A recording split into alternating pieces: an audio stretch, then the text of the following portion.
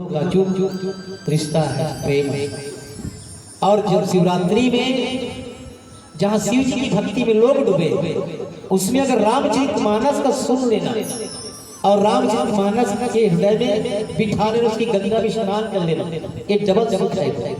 हाँ, क्योंकि मानस की रचयिता सबसे कम रचयिता है बाबा भोलेनाथ मानस, उसके बाद में चलते आए। क्योंकि ये 4 घाट की यात्रा है और सबसे पहले घाट रहा बाबा भोलेनाथ। कागहु सुंड गरुड़ प्रति आज्ञवल्क्य भरद्वाज, महादेव गिरिजा प्रति तुलसी संत समाज। ये 4 घाट की यात्रा है। सुनिए माता, 4 घाट का चले काग भुसुंडी जी गरुड़ जी को सुना रहे हैं अमृत रूपी कथा। एक घाट हुआ। दूसरा आज्ञवल्क्य जी भरद्वाज को सुना रहे हैं प्रयागराज इलाहाबाद में। मकर संक्रांति के अवसर में जब मिले ना तो राम कथा की जिक्र किया भरद्वाज जी ने मालूम से। ये दूसरा घाट हो गया। तीसरा घाट रहा भगवान भोलेनाथ माता पार्वती को सुनाए ये मानस गंगा अमृत कथा। जब 3 घाट की यात्रा पूर्ण हुई तो परमात्मा के मन में ऐसा संशय हुआ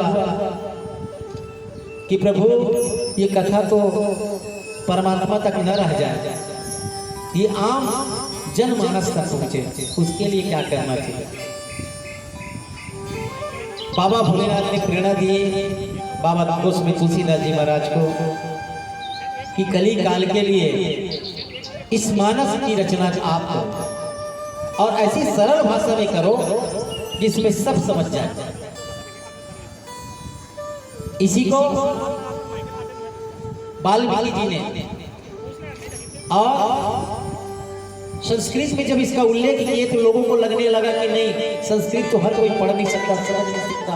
तो तुलसीदास जी को कहे कि भाई आप अवधी भाषा में, सरल भाषा में इसको आप संबोधित करो जो कि जन जन मानस तक कलयुग की प्राणी तक पहुंच जाए और सुन करके अपने जीवन को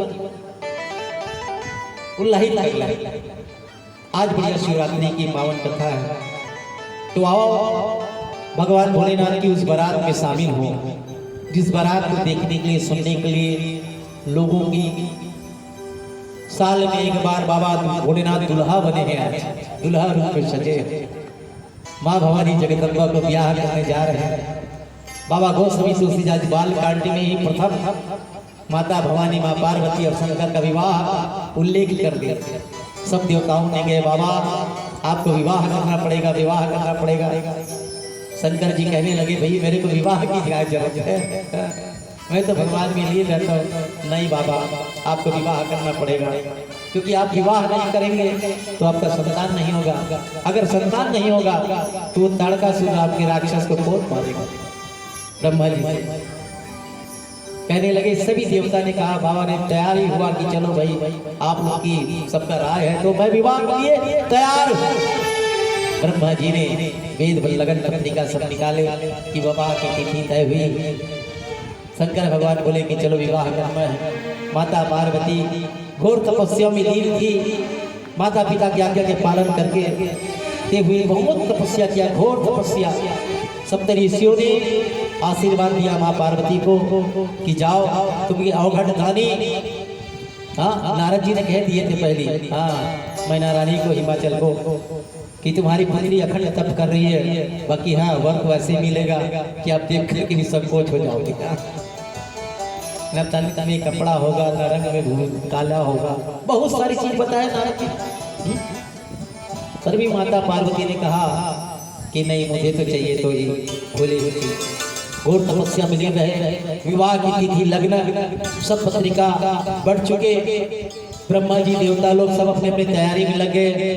अब बाबा भोलेनाथ की तैयारी सुंदर भाव के साथ होने लगे। बाबा जी दोहा में लिखते हैं, लगे सवारण सकल सुर वाहन विविध विमान, ओ सगुन मंगल सुखदा करहिया अप्सरा।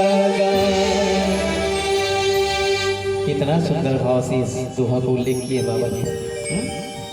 लिखते क्या है, लगे सवारण सकर सुर वाहन विविध विधि। भाई किसी घर में शादी में जाना है ना? तो शादी में जाना है तो कहाँ अपने आप को संवारना है? जिसके घर में शादी जाएंगे वही तो अपने कपड़े लत्ता को सब ठीक ठाक करेंगे ना भाई। बाकी नहीं, बारात में जाना है बाबा भोलेनाथ का कैलाश में, हिमाचल। बाकी देवता लोग अपने अपने घर में अपने अपने वाहन को पोंछ रहे, धो रहे हैं। बोले भैया गरुड़ जी धोखा मत देना। भगवान विष्णु कहने लगे अपने अपने वाहन।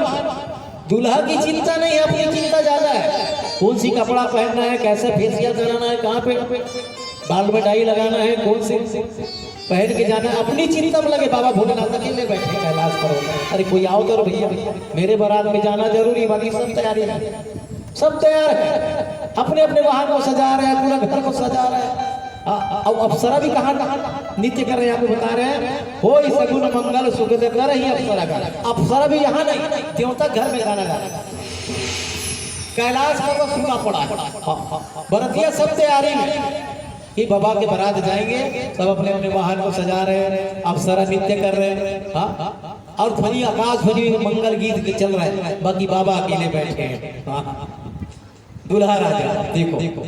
बाकी होना तो ये चाहिए था कि कैलाश पर्वत में मंगल गीत होता, देवता लोग सब आते भी मिले और अपने आप को सजाते, लेकिन बाबा को पहले सजाते, दूल्हा पहले सजाते हैं। बाकी नहीं, अपने आप को तैयारी कर रहे हैं। आओ सुंदर फिर गीत संगीत की ओर चले, उसके बाद बाबा की फिर कैसे श्रृंगार कर रहे हैं उसकी ओर चर्चा करेंगे। बोल श्री रामचंद्र की जय। ऐसन भोले बाबला कैसे मनावे वो गौरा हरे ईसर राजला। भांग धतुर के धुनी रमाए नाचे बजाए। भांग धतुर के धुनी रमाए नाचे बजाए। डम डम डमरुआ लाला कैसे मनावे वो गौरा हरी सर राजला।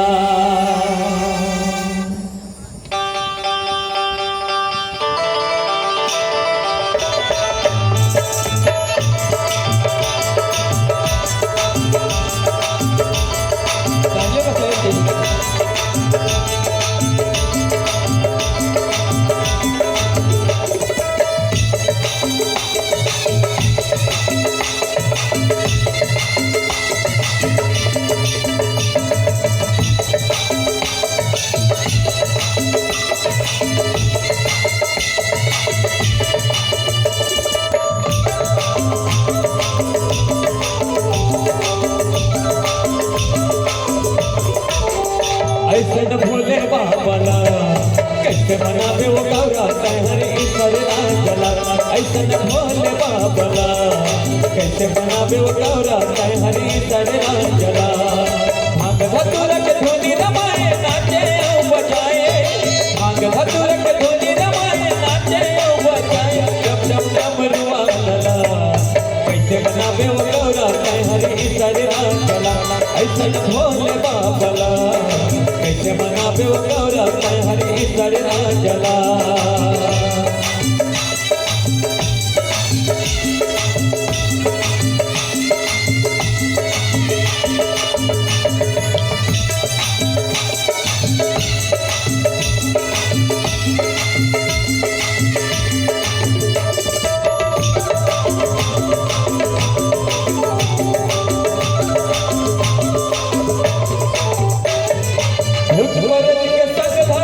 पहला मकर सवारी हो दीदी, पहला मकर सवारी भूत परत के संग धरे।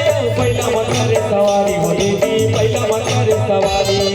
अंग भभूति राख चुपर के बैहा बने त्रिपुरारी। अंग भभूति राख चुपर के बैहा बने त्रिपुरारी। डम डम डमरुआ लाला कैसे मनावे वो गौरा हरे ईसर राजला। ऐसा न भोले बाबला कैसे बनावे वो गौरा हर ईश्वर जला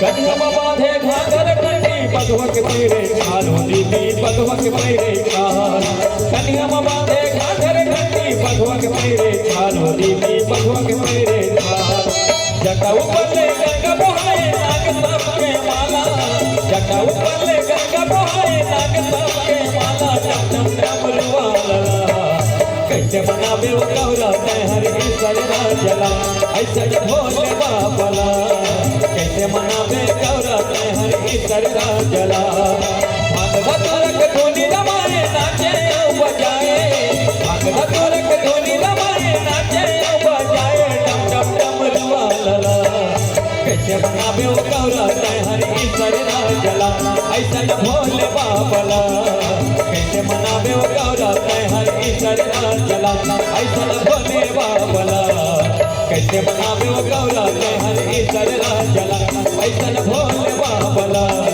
कैसे मनावे वो गौरा हर ईश्वर जला ऐसा भोले बाबला कैसे मनावे वो गौरा हर ईश्वर जला लखन सिया राम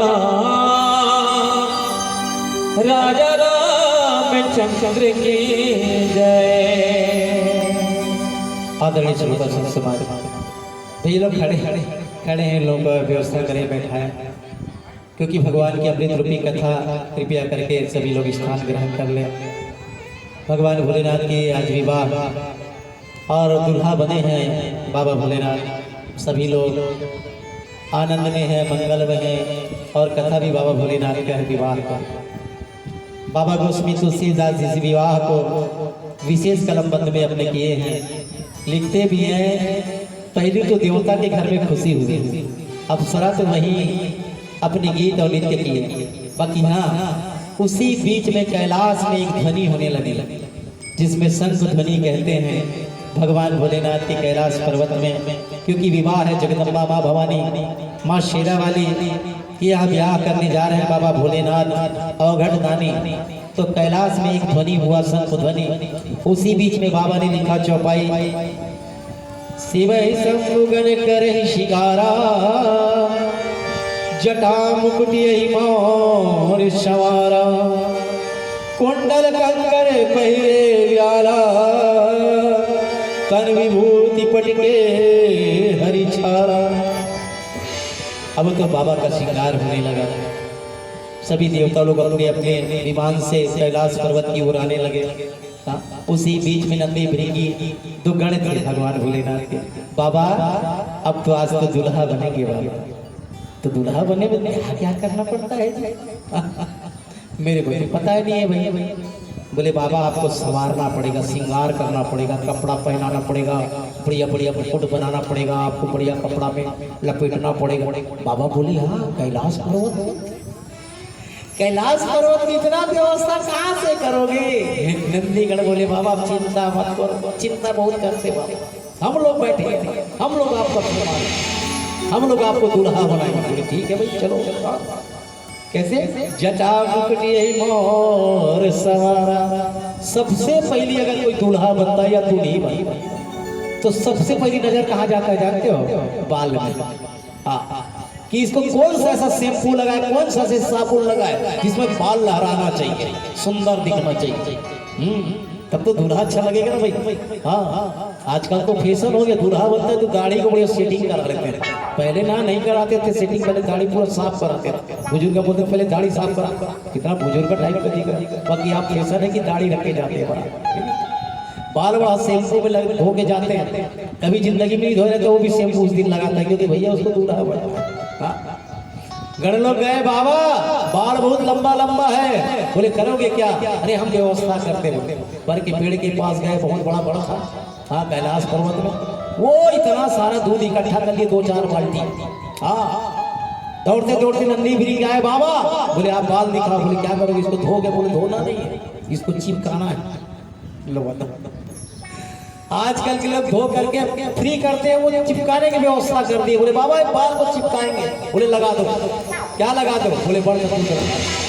हाँ बड़ का दूध लाए, 2-4 बाल्टी भीगा दिया, सब चक ऐसा करके बांध दिए। बोले ठीक है? बोले एकदम बिल्कुल ठीक। बाराती आते तक वो नहीं उठे। बोले वो उछलेंगे नहीं, कोई हवा करे कुछ भी आ जाए।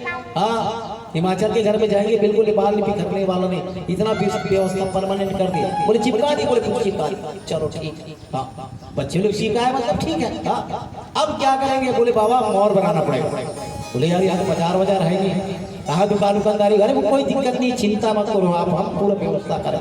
बाल का व्यवस्था हो गया। बोले हाँ ठीक, अब कैसे करेंगे? बोले मोर का। हाँ ठीक है बाबा। बोले अब गए, कहाँ गए? एक बहुत बड़ा वहां पे ना वो था सांप का डेरा, बहुत बड़ा। उस सांप लोग बड़ा खुशी से आनंद कर रहे थे। क्यों कर रहे थे? क्योंकि बाबा के बारात में जाना है। हाँ एक तो सांप वाला आदमी, बाबा बोलेगा तो सांप आपको लेके चलते भैया, सांप के बड़ा बिच्छी है तो उसका शिकार। सांप लोग 20, 25, 50 टन बढ़िया अपना डांस वांस में भिड़े थे, बढ़िया डांस। नंदी ब्रिज वाले कहाँ जा रहे हो? बोले आप ही के पास आए। कैसे? चलो चलो। कहाँ जाना है? बोले बाबा के यहाँ चलो। अरे चलो चलो के। अब पतला पतला इतना बड़े बड़े, हाँ 6-6 3 दिन इतना 20-25 तो ऐसे कुछ दिए, बड़े वाला सांप में बांध दिए और बाबा के इसमें लटका दिया। अभी सांप झूले आगे। बाबा बोले क्या है? बोले मोर है बाबा, इसको निकालना नहीं, बिल्कुल नहीं निकालना है, शादी तक बिल्कुल परमानेंट रहेगा। वो बांधे थे, उस सांप को बोल दिए भैया छूटना उठना नहीं है, दूसरे घर में जा रहे हैं बाराती, ये मोर है परमानेंट रहेगा जब तक वापस नहीं आ जाए। बोले कोई पक्का है। हो गया? बोले व्यवस्था हो गया, चलो ठीक है। कुंडल कर कर पैरे व्याला धन विभूति पटके हरिचंद। आपका करना है? बोले बाबा कान सुना है आपका, कान में कुछ व्यवस्था करना पड़ेगा। अरे कुछ पहना तो आज तक नहीं है। बोलते नहीं बाबा बड़ा बड़ा केकड़ा ला रही है, इतना मोटा बड़ा समुद्री केकड़ा, इसमें लगा दिया। अच्छा अब ठीक लग रहा है? बोले नहीं बाबा अभी ठीक नहीं है, नीचे में और बिच्छी लगा दे, लटा करा है। बोले ठीक है आप पढ़ी। बाबा थोड़ा हिला देखो। बोले अरे बड़ा जोरदार, कोई ठीक नहीं है। बच्चे लोग मेरे सवाल देखो बाबा जी का सिंगार। अब उसके धन विभूति पटके हेरी चाल। बाबा बोले कुछ पहने नहीं नीचे में? अरे पहन कहाँ जी बैठ के रहता हूँ। अरे नहीं बाबा दूसरे घर में जा रहे ना, तो जो बैठे उसी को लपेट लो। बोले बागंबर छाला को लपेट दिए। ठीक है? बोले एकदम बिल्कुल ठीक। अब बाबा एक ही बड़ा करना पड़ा है, सुना लग रहा है। बोले कैसे? जो बारात जाते हैं ना उसको पूछो, या तो पाउडर लगाया या क्रीम।